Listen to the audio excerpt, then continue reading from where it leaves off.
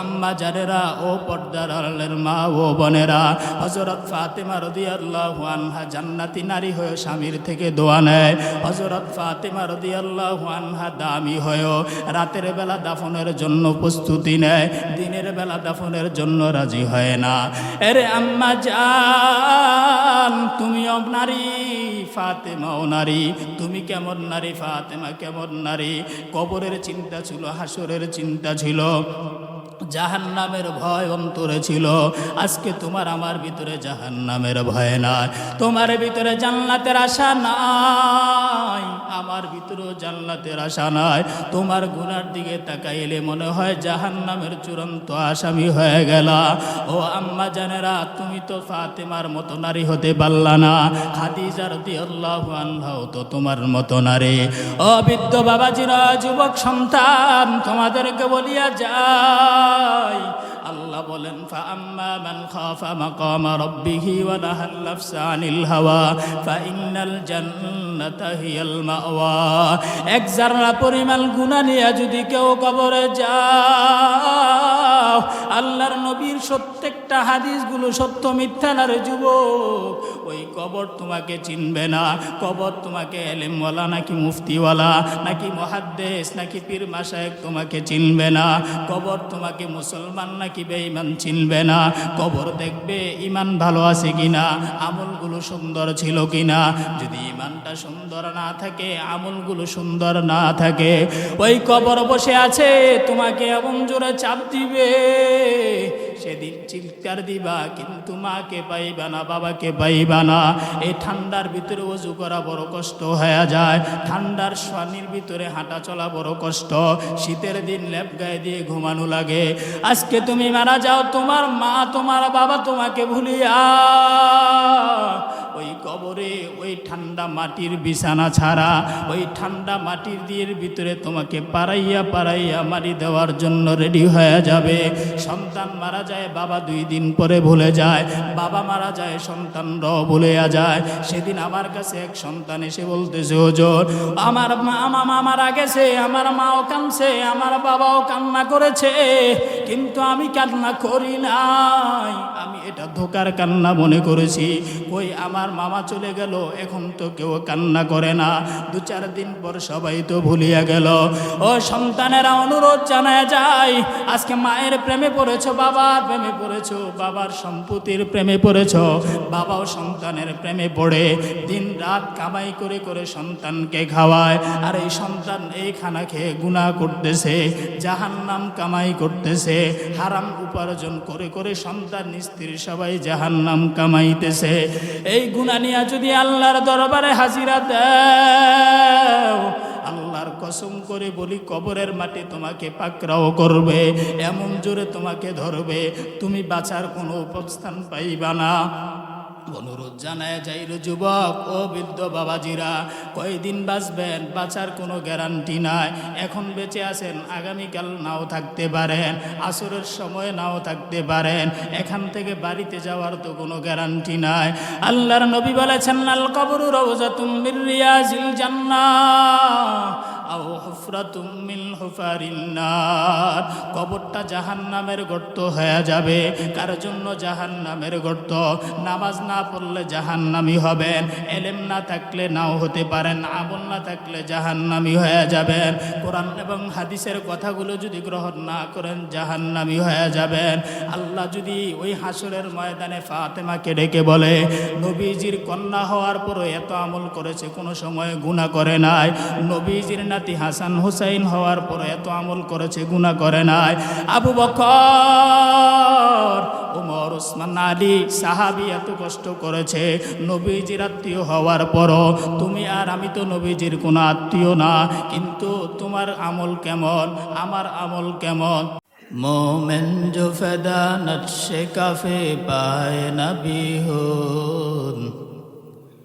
मोमेन जो फदा नक्शे काफे पाए नबी हो, ओ ज़ेर कदम आज बे आलम का खजीना, ओ ज़ेर कदम आज बे आलम का खजीना। गर सुन्नत नबवी के करे पैरों की उम्मत, गर सुन्नत नबवी के करे पैरों की उम्मत, तूफान से निकल जाए अगर इसका फसीना, तूफान से निकल जाए अगर इसका फसीना। निगाह मोमिन से तो बदल जाती है तकदीर, निगाह मोमिन से तो बदल जाती है तकदीर। उम्मत की निगाहबान खुदा हमको बनाया, उम्मत की निगाहबान खुदा हमको बनाया। अल्हम्दुलिल्लाह। ঐতিহ্যবাহী বাইতুল আমান কেন্দ্রীয় জামে মসজিদে উপস্থিত মুসল্লিয়ানে আজম, মুরব্বিয়ানে কারাম, কলেজার টুকরা আমার সমবয়সী যুবক বন্ধুগণ, স্নেহের ছোট ভাই, পর্দার অন্তরে অবস্থানরতা আমার শ্রদ্ধেয় সম্মানিত মা ও বোনেরা, মহান দয়াময় রব্বুল আলমিনের দরবারে অসংখ্য অগণিত শুকর ও সুযোগ যে মহান স্রষ্টা দয়াময় রব্বুল আলমিন আমাদেরকে অত্যন্ত দয়া ও মায়া করে ভালোবেসে মহাগ্রন্থ পবিত্র কোরআনুল করিম ও মহাবাণী পবিত্র হাদিস শরীফের আলোকে ইহকাল জীবনের শান্তি, পরকাল জীবনের মুক্তির সন্ধানে বেহেশতের বাগান, জান্নাতের বাগান, আশিকিন জাকিরিনদের মজলিস তথা গুনাহ মাফের মজলিসে দুনিয়ার সমস্ত যায় জামেলা থেকে উপেক্ষা করে 10 মায়ের 10 সন্তানকে আপন হয় দিনই কিছু কথা বলা এবং শুনবার জন্য হিম্মত, সাহস ও তৌফিক ও নেয়ামত দান করেছেন। সেজন্য সে মহান স্রষ্টা দয়াময় রব্বুল আলমিনের দরবারে শুকরিয়া আদায়ার্থে মুসলমান হিসাবে ইমানের আওয়াজকে উঁচু করে সকলে এক আওয়াজে উচ্চ কণ্ঠে জিহ্বাটা নারী অন্তরে অন্তঃস্থল থেকে একবার কালিমাতুশ শুকর আদায় করি, আলহামদুলিল্লাহ। লাখো কোটি দুরুদ ও সালাম সৈয়দুল মুরসালিন, রহমাতুল লিল আলামিন, শফিউল মুজনবিন, সৈয়দুল মুরসালিন, সাকিয়ে কাউসার, আকায়ে নামদার, मदीना का ताजदर, नबीउल अरब वल अजम, हबीब किबरिया, सैयदुल मखलूक़ात, सरवार कायनात, जनाब मुहम्मदुर रसूलुल्लाह सल्लल्लाहु अलैहि वसल्लमेर উপর আমি আপনাদের সামনে কোরআন হাকিমের সূরা নাজিআতের একটি আয়াত তেলাওয়াত করেছি। রাসূলের অসংখ্য অগণিত হাদিসের বাণী থেকে একটি হাদিস পাঠ করেছি। কোরআনে হাকিমে আল্লাহ তাআলা বলেন, فأما من خاف مقام ربه ونهى النفس عن الهوى فإن الجنة هي المأوى। রব বলেন, যারা চিন্তা করে আমার সাথে মোলাকাত করবে, যাদের আশা আমার সাথে তাদের সাক্ষাৎ হবে, এই ভয়ে গুনাহ ছেড়ে দেয়। কি ছেড়ে দেয়?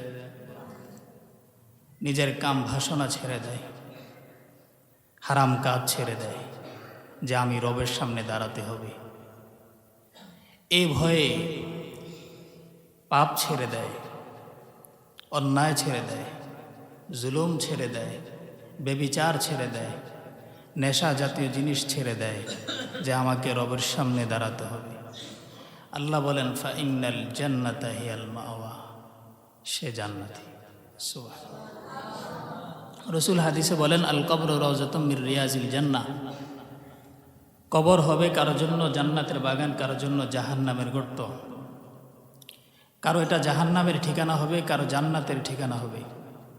কার জন্য জান্নাত, কার জন্য জাহান্নাম, এই আয়াতে আল্লাহ বলেন যে যাদের ভয় থাকবে দিলে, আল্লাহর ভয়, আমি রবের সামনে দাঁড়াতে হবে, এরাই কবরটা হবে জান্নাতের। আর যাদের দিলে এই ভয় থাকবে না এবং আল্লাহর ভয়ে গুনাহ ছাড়বে না, অন্তরে গুনাহ করতেই থাকবে, গুনাহ থেকে বিরত থাকবে না, এটাই হবে তার জন্য কবর জাহান্নামের ঠিকানা। মানুষ দামি হয় কথার মাধ্যমে। মানুষ কিসের মাধ্যমে? কথার মাধ্যমে দামি হয়। আর ইমানওয়ালারা তার ইমানের কারণে দামি হয়। ইমানওয়ালারা ইমানের কারণে দাম। বহু মানুষ আছে, কিন্তু এই মানুষের ভিতরে যদি কিছু ইমানওয়ালা থাকে, এরা দামি। এই মানুষগুলোর ভিতরে যদি কিছু মানুষ ইমানের পাশাপাশি আমলওয়ালা হয়, তাহলে তাদের থেকে তারা দামি। এখন ইমানওয়ালা আমলওয়ালা আছে, এদের ভিতরে যারা ইমান এবং আমলের সাথে ইলমওয়ালা থাকে এরা দামি। ইমান আছে, আমল আছে, এখন যাদের ইলম আছে তারা এই শ্রেণীর থেকে দামি। এখন ইমান আছে, আমল আছে, ইলম আছে, এখন এদের ভিতরে যদি কেউ তাকওয়াওয়ালা হয় তাহলে এরা দামি। এখন ইমানও আছে, আমলও আছে, ইলমও আছে, তাকওয়াও আছে, এদের ভিতরে কেউ যদি ইখলাসওয়ালা হয় তাহলে এরা আরো বেশি দামি।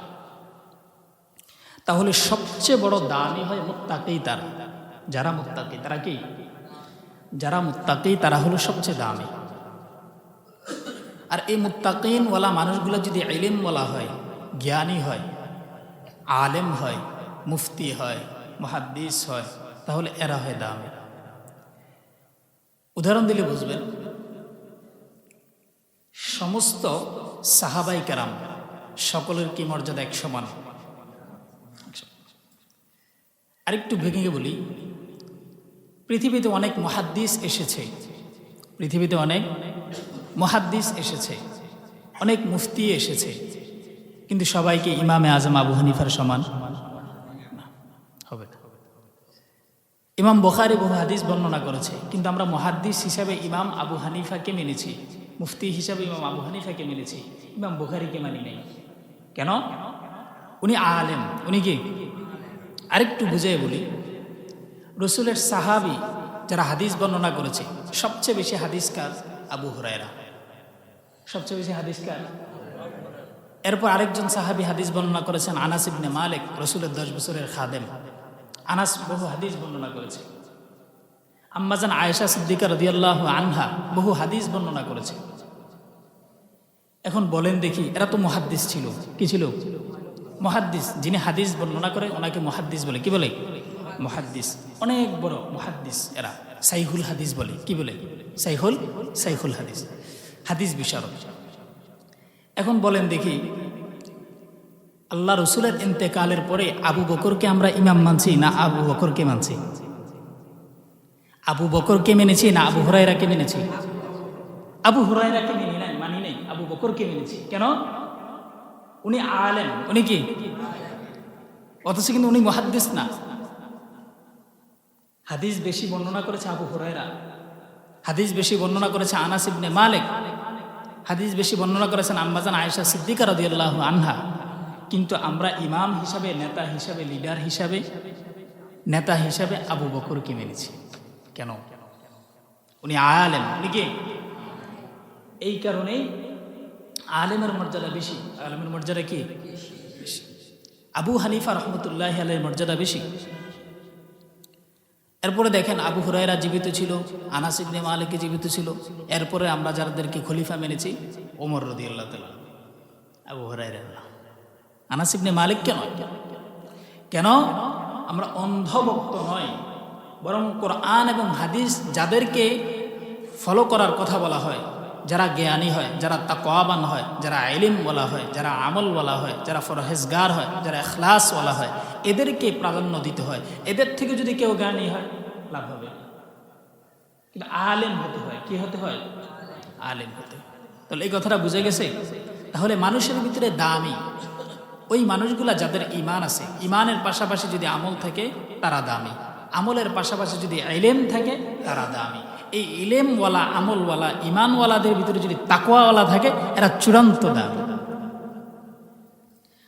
আল্লাহ তাআলা সেটাই বলেন, وَأَمَّا مَنْ خَافَ مَقَامَ رَبِّهِ وَنَهَى النَّفْسَ عَنِ الْهَوَى فَإِنَّ الْجَنَّةَ هِيَ الْمَأْوَى। ইলম দামি হয় আমলের কারণে নয়, আবার আমলও ইলমের কারণে দামি নয়, বরং ইলমের পাশাপাশি যদি আমল থাকে, আমলের পাশাপাশি যদি তাকওয়া থাকে, তাহলেই এরাই দুনিয়া এবং আখিরাতে দামি হয়ে যায়। ইলম কেমন দামি সম্পদ! বাদশাহ হারুনুর রশিদ রাস্তা দিয়া যায়, জ্ঞানী লোকের সাথে এক মুরব্বী বুড়া বৃদ্ধ লোকের সাথে দেখা হয়ে গেল। বাদশাহ হারুনুর রশিদ ওই বৃদ্ধ লোককে ডেকে বলে, কিরে বুড়া কি করো? বলে, খেতে ফসল লাগাই, গাছ লাগাই। কেন লাগাও এই বৃদ্ধ বয়সে? এখন কেন চারা রুপতেছ? জমিনে কেন ফসল রোপণ করতেছ? এই বয়সে তোমার বার্ধক্য উপনীতি হয়ে গেল, কিছুদিন পরে কবরের দিকে যাত্রা শুরু হয়ে যাবে। কবে তুমি গাছ বড় হবে? কবে তুমি ফল খাবে? বাদশা ডাক দিয়ে তারে বলতেছে, এই বুড়া বয়সে গাছ লাগাইতেছ, কবে খাইবে ফল? কবে গাছ বড় হইব? ওই বৃদ্ধ লোক এলেমওয়ালা, কি বলা? এলেমওয়ালা। বৃদ্ধ ডেকে বলে, রে বাদশাহ, যদি আমার মর্যাদা তেমন নাই, তবে তোমার থেকে আমার বিচক্ষণতা অনেক আছে। বলে, কিভাবে? বলে, আগের জমানার মানুষেরা গাছ লাগায় গেছে, আমার বাবারা, আমার দাদারা, আমরা ফল খেয়েছি। আমিও গাছ লাগায় যাই নিজে খাবার জন্য না, আমার পরের প্রজন্ম, আমার সন্তান নাতিপুতিরা, এরা এই গাছ থেকে ফল খাওয়ার জন্য।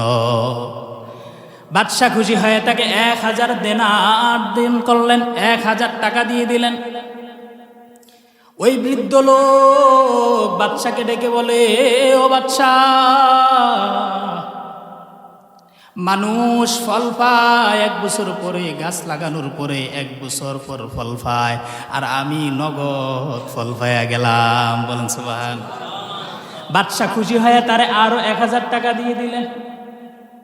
বৃদ্ধ লোক এবার ডেকে বলে, রে বাদশাহ, মানুষ ফল পায় বছরে 1 বার, আমি পেয়ে গেলাম 2 বার। বাদশাহ খুশি হয়ে আরো 1000 দিয়ে দিলেন। পারসে আবার বাদশার খাদিম উজির ডেকে বলে, রে বাদশাহ, জ্ঞানী লোকের সাথে বেশি কথা বলা যাবে না, নয় তোমার এই ফকিরনি বানায় ছাড়বো, তাড়াতাড়ি ভাগো। জ্ঞানী জ্ঞানী এই কারণে জ্ঞানী লোকের সাথে সবসময় কথা বলা যায়। জ্ঞানী লোকের সাথে কি কথা বলে পারা যায় না, এটা কোরআনের জ্ঞান। মাদ্রাসায় ছাত্রদেরকে জিজ্ঞাসা করা হয়, কি পড়ানো হয় মাদ্রাসায়? মাদ্রাসায় পড়ে কি লাভ? কি লাভ হবে মাদ্রাসায় পড়ে? মাদ্রাসার পড়া দিয়ে দুনিয়াও পাওয়া যায় না, সমাজে তেমন ভ্যালু পাওয়া যায় না। আসলে কেমন কথা কয় না? না, টুপিওয়ালাকে জিজ্ঞাসা করে মাদ্রাসায় গিয়ে, টুপিওয়ালারা মাদ্রাসায় পড়ে কি লাভ? বলো দেখি, এই শহরের ভিতরে কতগুলো কাক আছে? মাদ্রাসা বলেন গেলে পারবো কথা। কিন্তু টুপিওয়ালারা, এলেমওয়ালা, জ্ঞানওয়ালা, কোরআনের জ্ঞান এদের ভিতরে আছে। এক ছাত্র দাঁড়ায় বলে, এখানে এই শহরের ভিতরে কাক আছে 360টা। কয়টা? এখন ডেকে বলে, যদি বলে কিভাবে বললি, এত বেশি কিভাবে বললি? যদি কম হয় বলে, যদি কম হয় মনে করবেন ভেগে চলে গেছে, আর যদি বেশি হয় মনে করবেন এই শহরে বেড়াইতে আসছে। এই শহরে মাদ্রাসা। বলে, এই মাদ্রাসাওয়ালা বলো, এই পুকুরে কয় বালতি পানি হবে? বলে 1 বালতি। বলে কিভাবে? বলে বালতিটা যদি পুকুরের সমান বড় হয় তাহলে 1 বালতি, আর যদি অর্ধেক হয় 2 বালতি। এটা হলো কোরআনের জ্ঞান। কিসের জ্ঞান? কোরআনের জ্ঞান। এখানে টুপিওয়ালাদের সাথে, যাদের ভিতরে কোরআনের জ্ঞান আছে, এদের সাথে কথা বলে পারা যায়। কথা বলে, এটা আল্লাহ তাআলার দেওয়া। কারণ আল্লাহ বলেছেন, কোরআনের জ্ঞান যাদের ভিতরে ঢুকবে, দুনিয়ার যত জ্ঞান আছে এদের সামনে জিরো। দুনিয়ার যত জ্ঞান আছে, উতীতু ইলমান আউয়ালিন ওয়াল আখিরিন। আমার নবীকে আল্লাহ তাআলা সমস্ত জ্ঞান শিক্ষা দিয়েছে।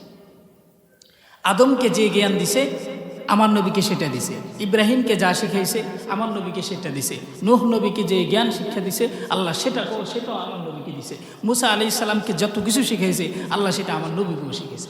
অর্থাৎ সমস্ত নবীরা যে জ্ঞান ছিল, সমস্ত নবীদের জ্ঞান আমাদের নবী পেয়েছে। বলেন সুবহানাল্লাহ। আর এই জামানার উম্মত যারা নবীর আদর্শকে ফলো করবে, এরাও সমাজে, রাষ্ট্রে, গোটা দুনিয়ার মানুষের সামনে এরা দামি হয়ে যাবে কোরআনের জ্ঞানের জ্ঞান। তো আল্লাহ বলেন, ওয়া আম্মা মান খাফা মাকামা রাব্বিহি ওয়া নাহাল নাফসা আনিল হাওয়া। 1 নাম্বার, যারা আল্লাহর ভয়ে গুনাহ ছেড়ে দিবে, যারা আল্লাহর ভয়ে হারাম কাজ ছেড়ে দিবে, নিজের কাম বাসনা ছেড়ে দিবে, আল্লাহ বলেন ফা ইন্নাল জান্নাতা হিয়াল মাওয়া, তুমি জান্নাতি। হারুনের রশিদ উলামায়ে কেরামকে ডেকে বললেন, ও উলামায়ে কেরাম বলেন, আমি জান্নাতি নাকি আমি জাহান্নামী বলেন? উলামায়ে কেরাম বলে, এটা আবার কেমন প্রশ্ন, আপনি জান্নাতি নাকি জাহান্নামী কিভাবে বলবো? মাদ্রাসার ছাত্র দাঁড়ায় গেল, দাঁড়ায় বলে, ও বাদশাহ আমি জবাব দিতে পারবো। বলেন সুবহানাল্লাহ। উলামায়ে কেরাম তাকায় আছে, এই ছোট্ট বাচ্চা দাঁড়ায় গেল কোরআনওয়ালা, কি জবাব? বলে বাদশাহ জবাব দেওয়ার জন্য শর্ত হলো আপনার সিংহাসনে আমাকে বসায়া দেন, না হয় জবাব দেওয়া হবে না। বাদশাহ উত্তর শোনার জন্য সিংহাসন ছেড়ে নিচে বসে গেলেন আর তাকে সিংহাসনে বসায় দিলেন। এবার ওই মাদ্রাসার জ্ঞানীওয়ালা টুপিওয়ালা বলে, এলেমের সম্মান বুঝিয়া মনেই হয়। এলেমের সম্মান উত্তর জানতে হলে আমার বইতে মনে হলে উত্তর দেওয়া হইতো না।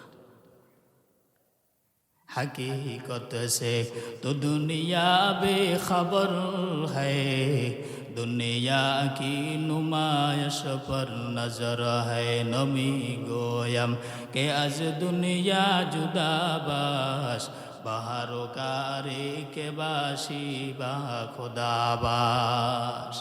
बादशाह এবার ডেকে বললে জবাব চাই। এবার ওই মাদ্রাসার সন্তান টুপিওয়ালা ডেকে বলে, রে বাদশা বলেন, আপনার এমন কোনো দিন হয়েছে কিনা যেই ভয় আপনার আল্লাহর অন্তরে অন্তরে ভয়ে থাকার পরে আপনার এমন কোনো দিন হয়েছে কিনা আপনি গুনাহ করেন নাই, গুনার শক্তি ছিল, আপনি ছেড়ে দিয়েছেন আল্লাহর ভয়ে নির্জনে, সেখানে কেউ দেখে নাই, দুনিয়ার মানুষ জানে না, এমন সময় আপনার গুনাহ করার ক্ষমতা এসেছে, কেউ দেখে নাই, কিন্তু আপনি আল্লাহর ভয়ে সেই গুনাহটা ছেড়ে দিয়েছেন। বলে, হ্যাঁ এমন আমার অনেক হয়েছে। এবার আর সে টুপিওয়ালা ডেকে বলে, তাহলে আপনি জান্নাতি। সুবহানাল্লাহ। বলে কিভাবে? তখন আয়াত শোনায় দেয়, ওয়া আম্মা মান খাফা মাকামা রাব্বিহি ওয়া নাহান নাফসা আনিল হাওয়া ফাইন্নাল জান্নাতা হিয়াল মাওয়া। ওই সন্তান ডেকে বলে, বাদশাহ আমার আল্লাহ তো কোরআনে বললেন যে ভয়ে আল্লাহর ভয়ে গুনাহ ছাড়িয়া দেয় আল্লাহ তাকে জান্নাতের গ্যারান্টি দেয়। তাহলে আপনি জান্নাতি, তাহলে আপনি কি? এই কারণে গুনাহ ছেড়ে দেওয়া, গুনাহ ছেড়ে দেওয়া।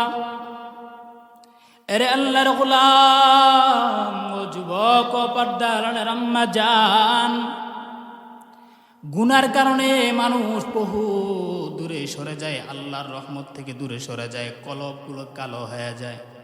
জামাটা যদি সাদা জামা পরেন, একটা দুইটা তিনটা দাগ লাগতে লাগতে এই দাগগুলা দেখা যায়। দাগ পড়তে পড়তে যখন জামাটাই কালোই হয়ে যায়, তখন আর দাগ পড়লে দেখা যায় না, তখন আর জামার সৌন্দর্য থাকে না। যেই বান্দা গুনাহ করে, গুনাহ করতে করতে করতে করতে কলবটা কালো হয়ে যায়, কালো হয়ে যাওয়ার ফলে এই বান্দার নামাজ আর ভালো লাগে না, বান্দার রোজা ভালো লাগে না, বান্দার হজ যাকাতগুলা ভালো লাগে না, বান্দার বয়ানগুলো ভালো লাগে না, তেলাওয়াতগুলো ভালো লাগে না, বান্দার জিকির ভালো লাগে না, বান্দার ভালো কাজগুলো ভালো লাগে না, ভালো উপদেশগুলো বান্দা গ্রহণ করতে পারে না, কারণ বান্দার সাদা অন্তরটা পাথরের চেয়েও কালো হয়ে গেছে। আরে আল্লাহর গোলাম, আম্মা জান ফাতেমা রাদিয়াল্লাহু আনহা কেমন দাম, কেমন দামি দুনিয়ায়, কেমন দামি আখিরাতে, সাইয়্যিদাতুন নিসা আহলিল জান্নাহ, জান্নাতি নারীদের সরদার আম্মা জান ফাতেমা। ফাতেমা ফজরের নামাজের পর চোখের পানি ছেড়ে কান্না করে। আলী রাদিয়াল্লাহু তাআলা আনহু তাকায় দেখে তার স্ত্রী ফাতেমা, নবীজির কলিজার টুকরা ফাতেমা রাদিয়াল্লাহু আনহা চোখের পানি ছেড়ে ছেড়ে ছেড়ে ছেড়ে কান্না করতেছে, আর নামাজের পর পরে বেশি বেশি খামিরা তৈরি করতেছে, খাবারের ইন্তজাম করতেছে, পানি গরম করতেছে, জামা কাপড়গুলো ধোয়ার জন্য রেডি হয়ে গেল, বহু জামা কাপড় পরিষ্কারের জন্য। আলী ডেকে বলে, রে ফাতেমা, প্রতিদিন তো তুমি ফজরের পরে তসবিহ তাহলিল পড়ো, জিকির আজকার করো, নামাজ পড়ো, আজকে ফজরের নামাজের পরে কেন তুমি কাজের ভিতরে মনোযোগ হয়ে গেল, কারণটা কি? ফাতেমা ডেকে বলে, রে ও স্বামী আমার, আমি রাতের বেলা স্বপ্ন দেখেছি আমার নবী আমার আব্বা জান আমার ঘরে আসছে। আমার ঘরে আসার পরে কি জানি তালাশ করতেছে। তালাশ করতে করতে হঠাৎ আমার বাবা যখন বিদায় নিয়ে গেল আমার ঘর থেকে, আমি পিছন থেকে ডেকে বললাম, ও বাবা কেন আসছেন? কি নিয়ে আবার বিদায় হয়ে গেলেন? কেন আসছেন একটু বলেন। তখন নবীজি ফাতেমাকে ডেকে বলে, ও আমার ফাতেমা, রাতের বেলা সেহরি করেছো তুমি তোমার স্বামী আলী রাদিয়াল্লাহু আনহুর সাথে, আর আজকের সেহরি নাই, আজকের ইফতার করবা আমি নবীর সাথে। বলেন সুবহানাল্লাহ। এই খবর দেওয়ার জন্য আসছি রে ফাতেমা, রেডি হয়ে যাও। সেহারি করেছো স্বামীর সাথে, ইফতার করবা আমি নবীর সাথে, আমার সাথে তোমার ইফতার হয়ে যাবে। তখন ফাতেমা বুঝার বাকি নাই, আমার মরণ সময়ে চলে আসছে। ফাতেমা এই কারণে বেশি করে খাবার তৈরি করে নিলেন, সন্তানগুলো খাবার জন্য, স্বামীকে খাবার দেওয়ার জন্য বেশি করে খামিরা তৈরি করলেন। জামা কাপড়গুলো পায়ে পরিষ্কার করার জন্য গরম পানির গোসলের ব্যবস্থা করলেন। স্বামী যখন আলী ডেকে বলে, রে ফাতেমা এই কারণে বুঝি কান্না করো? তখন আলী ডেকে বলে, রে ও ফাতেমা, বিদায়ের সময় তোমার ঘনিয়ে এসেছে। তোমাকে স্বামী হিসাবে তুমি আমাকে পেয়েছো, আমি তোমাকে কিছুই দিতে পারি নাই রে ফাতেমা। তুমি নবীজির কলিজার টুকরা, ওই জান্নাতি নারীদের সর্দার একজন মহিলা তুমি, কিন্তু আমি তোমার স্বামী হিসাবে নিজেকে বড় নগণ্য হিসাবে পেশ করতেছি। তোমার মতো একজন স্ত্রী পেয়ে আমি বড় ভাগ্যবান। ওই ফাতেমা এবার আলীর কাছে মাপ চায়, ও আলী, ও আমার স্বামী, আমি যদিও নবীর মেয়ে, আমি যদিও জান্নাতি নারীর সর্দার, কিন্তু আমি তোমার স্ত্রী, বেয়াদবি হলে ক্ষমা চাই, আমাকে মাফ করে দিও। এমন কোন আচরণে যেন আমি জাহান্নামের আসামি না হয়ে যায়। এই দুজনে কান্না শুরু করে দিলেন। হযরত হাসান হুসাইন দেখে মায়ের চোখের কোঠায় পানি, বাবার চোখের কোঠায় পানি, দুজনে কান্না শুরু করলেন। হাসান হুসাইন ডেকে বলে, রে ফাতেমা, ও মা কেন কান্না করতেছেন? হযরত ফাতেমা কিছুই জবাব দেয় না, বলে, নানার কাছে যাও, নবীর রওজায় গিয়ে নবীকে জিগাও আমরা কেন কান্না করতেছি। ফাতেমা রাদিয়াল্লাহু আনহার কথা শুনে হাসান হুসাইন চলে গেল নবীর রওজার সামনে। নবীর রওজায় দাঁড়াইয়া বলে, ও নবী, ও নানা। মায়ও কান্না করে, বাবাও কান্না করে চোখের পানি ছেড়ে। কারণটা কি? আমাদেরকে তো কিছুই বলে না, আমাদেরকে কিছুই জানাইতেছে না।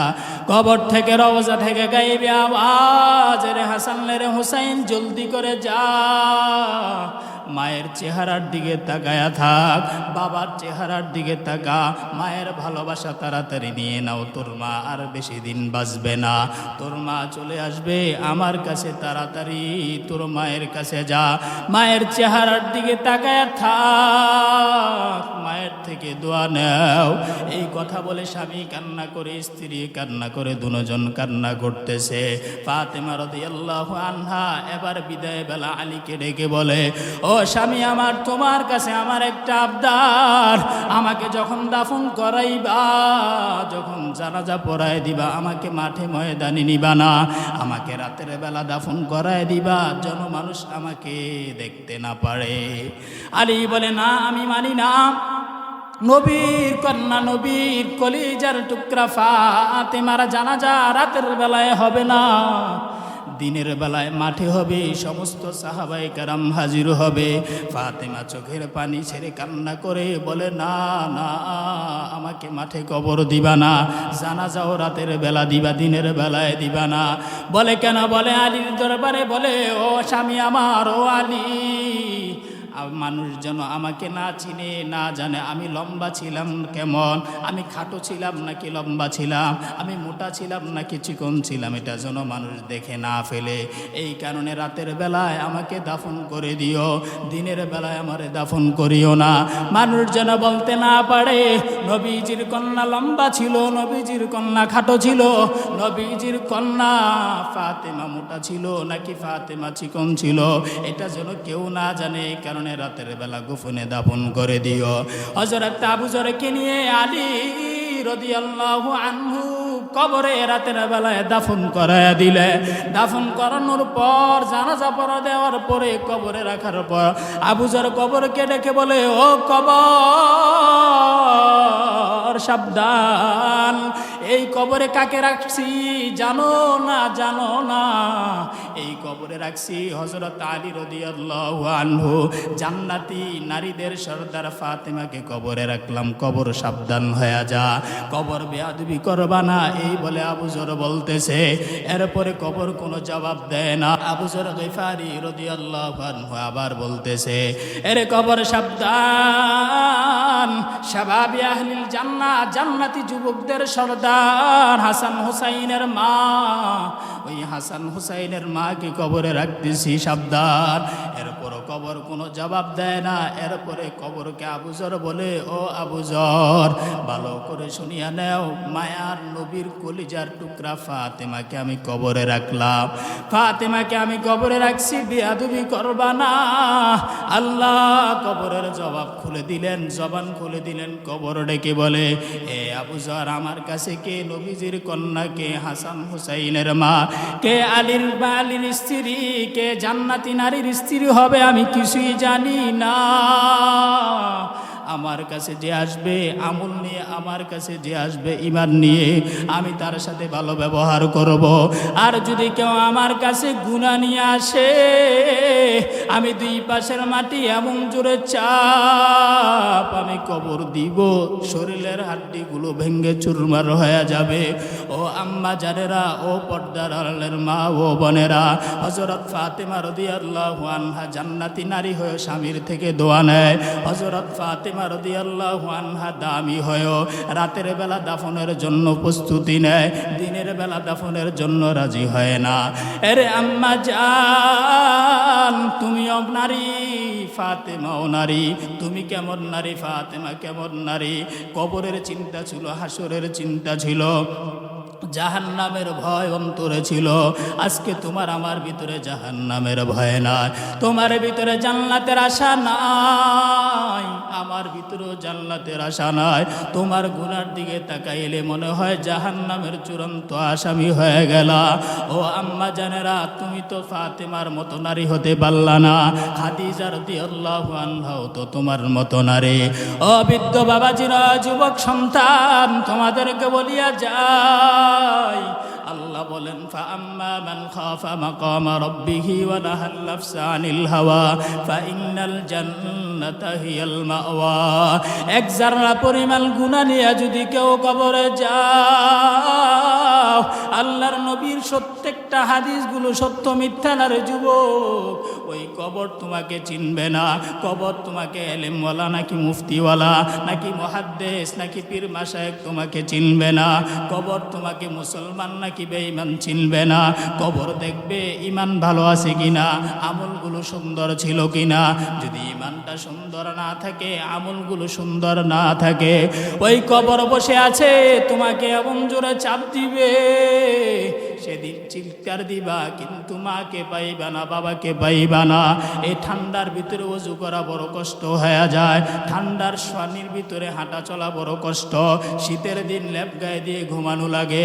আজকে তুমি মারা যাও, তোমার মা তোমার বাবা তোমাকে ভুলিয়া ওই কবরে ওই ঠান্ডা মাটির বিছানা ছাড়া, ওই ঠান্ডা মাটির দিয়ে ভিতরে তোমাকে পাড়াইয়া পাড়াইয়া মারি দেওয়ার জন্য রেডি হয়ে যাবে। সন্তান মারা যায়, বাবা 2 দিন পরে ভুলে যায়, বাবা মারা যায়, সন্তানরাও ভুলে যায়। সেদিন আমার কাছে এক সন্তান এসে বলতেছে, হুজুর, আমার মামা মারা গেছে, আমার মাও কাঁদছে, আমার বাবাও কান্না করেছে, কিন্তু আমি কান্না করি নাই, আমি এটা ধোকার কান্না মনে করেছি। কই আমার মামা চলে গেল, এখন তো কেউ কান্না করে না, 2-4 দিন পর সবাই তো ভুলিয়া গেল। ও সন্তানেরা, অনুরোধ জানায় যায়, আজকে মায়ের প্রেমে পড়েছো, বাবার প্রেমে পড়েছো, বাবার সম্পত্তির প্রেমে পড়েছো, বাবাও সন্তানের প্রেমে পড়ে দিন রাত কামাই করে করে সন্তানকে খাওয়ায়। আর এই সন্তান এই খানা খেয়ে গুনাহ করতেছে, জাহান্নাম কামাই করতেছে, হারাম উপার্জন করে করে সন্তান স্ত্রী সবাই জাহান্নাম কামাইতেছে। এই গুনাহ নিয়ে যদি আল্লাহর দরবারে হাজিরা দাও, আল্লাহ আল্লাহর কসম করে বলি কবরের মাটি তোমাকে পাকড়াও করবে, এমন জোরে তোমাকে ধরবে, তুমি বাঁচার কোনো উপস্থান পাইবা না। অনুরোধ জানায় যাই রে যুবক ও বৃদ্ধ বাবাজিরা, কয়দিন বাঁচবেন বাঁচার কোনো গ্যারান্টি নাই। এখন বেঁচে আছেন, আগামীকাল নাও থাকতে পারেন, আসরের সময় নাও থাকতে পারেন, এখান থেকে বাড়িতে যাওয়ার তো কোনো গ্যারান্টি নাই। আল্লাহর নবী বলেছেন আল কবরু রাউযাতুম মির রিয়াজিল জান্নাহ আও হুফরাতুম মিন হুফারিন নার। কবরটা জাহান্নামের গর্ত হয়ে যাবে। কার জন্য জাহান্নামের গর্ত? নামাজ না পড়লে জাহান্নামী হবেন, এলেম না থাকলে নাও হতে পারেন, আমল না থাকলে জাহান্নামী হয়ে যাবেন। কোরআন এবং হাদিসের কথাগুলো যদি গ্রহণ না করেন জাহান্নামী হয়ে যাবেন। আল্লাহ যদি ওই হাসরের ময়দানে ফাতেমাকে ডেকে বলে, নবীজির কন্যা হওয়ার পরও এত আমল করেছে, কোনো সময় গুনাহ করে নাই। নবীজির নাতি হাসান হুসাইন হওয়ার পরও এত আমল করেছে, গুনাহ করে নাই। আবু বকর, ওমর, ওসমান, আলী সাহাবী এত কষ্ট করেছে নবীজির আত্মীয় হওয়ার পরও। তুমি আর আমি তো নবীজির কোনো আত্মীয় না, কিন্তু তোমার আমল কেমন, আমার আমল কেমন, তোমার গুনাহগুলো কেমন, আমার গুনাহগুলো কেমন। আল্লাহ যদি বলে সাহাবায়ে কেরাম এত কষ্ট করেছে ইসলামের জন্য, তোমরা এমন কোন জমিদারের সন্তান তোমরা আমল করতে পারো নাই? সাহাবায়ে কেরাম জিহাদের ময়দানে গেছে, আমরা জিহাদে যাই না। সাহাবায়ে কেরাম ইমানের জন্য কষ্ট করেছে, রক্ত শরীর থেকে জড়াইছে। তোমার আমার ইমানের অবস্থা এমন না। তোমাকে আমাকে গালি দিলে দাওয়াতি কাজ বন্ধ হয়ে যায়, তোমাকে গালি দিলে কোরআনের তরজমা বন্ধ হয়ে যায়, তোমার বিপদ আসলে ইসলাম ছেড়ে দেও। বাবা যদি সন্তানকে ডাকে নামাজ পড়া যাবে না, সন্তান নামাজ ছেড়ে দেয়। বিবি যদি স্বামীকে ডেকে বলে ইসলামের কথা, ইসলাম ছেড়ে দেয়। আরে আল্লাহর গোলাম, সাহাবায়ে কেরামের আদর্শগুলো তাকাও, সাহাবায়ে কেরাম জীবন আদর্শের দিকে তাকাও, সাহাবায়ে কেরাম কেমন কষ্ট করেছে। আল্লাহ যদি হাসরের ময়দানে ওই কঠিন দিনে সাহাবায়ে কেরামকে দাঁড় করায়, অপর পার্শ্বে আমাদেরকে দাঁড় করায়, আল্লাহ যদি বলে এদের জন্যই জান্নাত আর তোমাদের জন্য জাহান্নাম, তোমরা তো এদেরকেও মোহাব্বত করে নাই, তাহলে বলেন আপনার আর আমার অবস্থা কেমন হবে? একটু চিন্তা করেন, চিন্তা করেন একটু। আল্লাহ যদি হাসরের মাঠে কয়, এদেরকে আমি কি কোনো বলছিলাম ঈমান আনার জন্য? বলি নাই, শুধু নবী দাওয়াত দিছে, গ্রহণ করে নিস। তোমরা ঈমানওয়ালা হইছ, ইচ্ছা করে ঈমানওয়ালা হইছ। আমি রেডিমেড ঈমান তোমাদেরকে দিয়ে দিছি। বাবা মুসলমান, দাদা মুসলমান। তোমাদের কি জিহাদের ময়দানে যাইতে হয় নাই? রসুলের জন্য কষ্ট করতে হয় নাই? তোমাকে ইসলাম কালিমা পড়ার জন্য কেউ বাধা দেয় নাই, তাদেরকে বাধা দিছে, তাদেরকে মারছে। রাষ্ট্রীয়ভাবে ইসলাম গ্রহণ করা নিষেধ ছিল, তারা এরপরও গ্রহণ করছে। আর তোমাদেরকে কেউ নিষেধ করে নাই, এরপর তোমরা গ্রহণ করো। তো তোমাদের লাগে কি আমি বুঝে রয়েছি জান্নাত দেওয়ার জন্য? যাও জাহান্নামে। একটু চিন্তা করেন সেই অবস্থা কি হবে, কি হবে একটু বলেন দেখি। যুবকরা যারা গুনাহ করে সময় নষ্ট করে দিতেছে, জীবন নষ্ট করে দিতেছে, আমল বরবাদ হয়ে যেতেছে, ব্রেন নষ্ট হয়ে যেতেছে, কিডনি নষ্ট হয়ে গেছে, লিভার নষ্ট হয়ে গেছে, হার্ট দুর্বল হয়ে যাইতেছে গুনাহ করতে করতে। তুমি বলো তুমি সুস্থ আছো? গুনাহ করলে যদি শরীরের শক্তি বাড়ে, আমি 100 বার বলি তুমি গুনাহ করো। গুনাহ করলে যদি মেধা শক্তি বাড়ে, আমি বলি তুমি গুনাহ করো। গুনাহ করলে যদি সম্মান বাড়ে, শরীরের সৌন্দর্য বাড়ে, আমি বলি তুমি করো। আর যদি বলো না, অনুরোধ জানায় যে কসম, গুনাহ করলে কেউ দামি হয় না, না শারীরিকভাবে, না দুনিয়ার লাইনে, না আখেরাতের লাইনে, কোনো সাইডে কেউ দামি হয় না গুনার কারণে। আখেরাত বরবাদ হয়ে যায়। বাবারা সন্তানের জন্য বহু কষ্ট করেন, বহু কষ্ট করেন, কিন্তু আপনার টাকা খেয়ে আপনার সন্তান কি করে একটু চিন্তা করে, একটু চিন্তা করে। সকালবেলা যান বহু কষ্ট করে, মসজিদে আসেন না। সকালে যান এই চাকরিতে, সবাই যান ঠান্ডার ভিতরে। এটা তো বলেন না যে আজকে ঠান্ডা, আজকে বেরোবো না, এটা তো বলেন।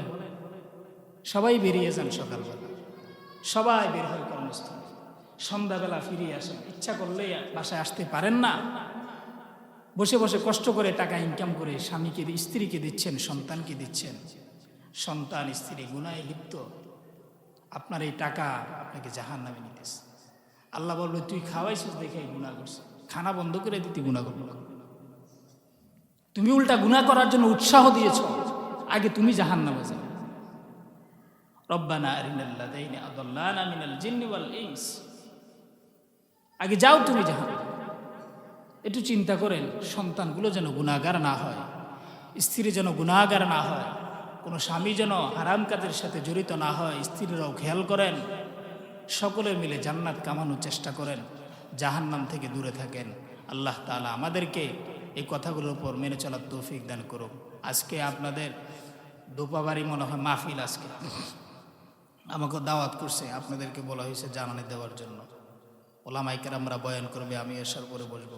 মাহফিল করি না, অনেক মাহফিল ছেড়ে দিছি ঠান্ডার কারণে, আমি একটু অসুস্থ বেশি। গতকালকে মাহফিল ছিল লালমাই, এর আগের দিন ছিল নাঙ্গলকোট, এরপর আজকেও ছিল, আজকে তাদের ডেটের কারণে রাখি নাই। তো অসুস্থ প্রচুর, মানে একবার গেলে এক জায়গায় মাহফিলে গেছি, 1 সপ্তাহ শুইয়াছিলাম ঠান্ডার কারণে। তো যে মাহফিলের নেশাও নাই, ইচ্ছাও নাই, কেউ আসলে না করে দিই।